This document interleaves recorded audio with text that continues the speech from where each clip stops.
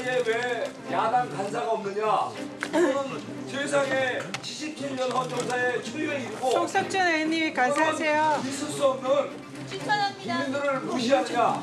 안 나오세요. 그러면 끝났잖아요. 부적절한 유인물을 철거해 주시기를 바랍니다. 2차 경고에 응하지 않았으므로 회의의 질서유지권을 발동합니다. 송석준 의원님, 조배숙 의원님, 나경원 의원님 퇴장해 주시기 바랍니다.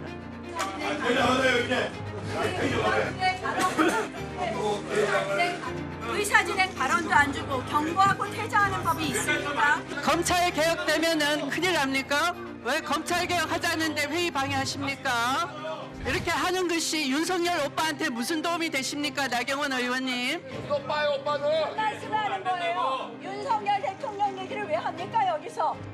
저는 추미애 법사위원장이 본인 정치 욕심 때문에 법사위장을 블랙 코미디장으로 만들고 있다고 생각합니다. 본인 쇼츠 찍으라고 국회 활동하는 거 아닙니다. 국회 법제사법위원회 모습을 보고 오셨는데 정말 하루도 조용할 날이 없는 것 같습니다.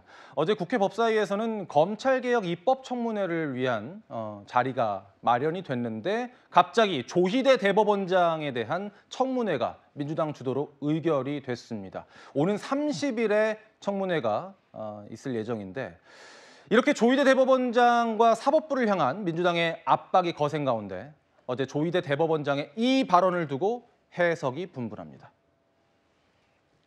세종대왕께서는 법을 왕권 강화를 위한 통치 수단이 아니라 백성들의 삶의 질을 향상시키고 그들의 권리를 보장하는 규범적 토대로 삼으셨습니다.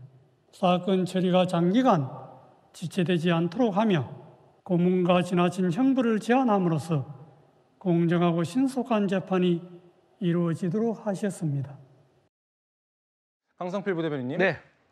대법원은 저게 무슨 정치적으로 얘기한 건 아니다. 그냥 행사에서 이야기한 거지 하고 선을 그었는데 네. 민주당에서는 굉장히 오만하다 이렇게 반발하고 있어요. 일단 행사의 기획 같은 경우는 뭐 미리서 예정이 되어 있었기 때문에 거기에 대해서 뭐 의심할 필요는 없는 것 같아요. 그런데 이제 우리 화면에서 보듯이 세종대왕 업적 기리게 한 그런 것은 정치적 의도가 당연히 없겠지만 발언하셨던 거는 법을 왕권 강화 위한 수단으로 쓰지 않아. 누가? 세종대왕이. 그런데 여기에 대해서 많은 국민들과 또 민주당의 당원들은 저거 이재명 대통령 비판하는 거 아니야? 라고 충분히 오해할 수밖에 없는 상황이다라고 생각을 하고 거기에 덧붙여서 그러면 윤석열 전 대통령 때 그때 재임 기간에 윤석열 대통령한테는 그런 말도 안 하더니 왜 이재명 대통령에게만 저런 말을 하느냐? 그것이 지금 현재 민주당에서 조희대 대법원장에 대해서 사퇴 압박을 하고 있기 때문에 거기에 대한 반감의 표시가 아닌가 그렇게 의심할 수밖에 없다 그렇게 생각합니다. 박미영 대변인께서도 저게 정치적인 의도가 담긴 발언이라고 보세요?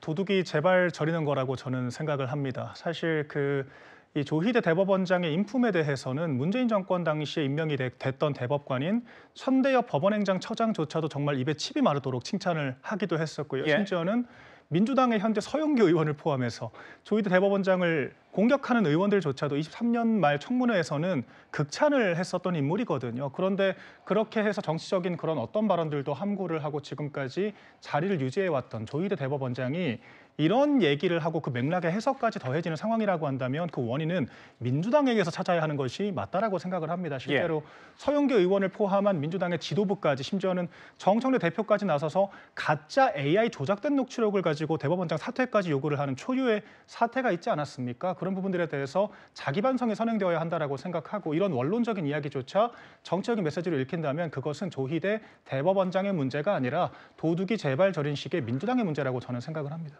조희대 대법원장에게 이목이 쏠려 있다 보니까 말 한마디 한마디에도 여러 가지 해석이 뒤따르는 그런 상황인데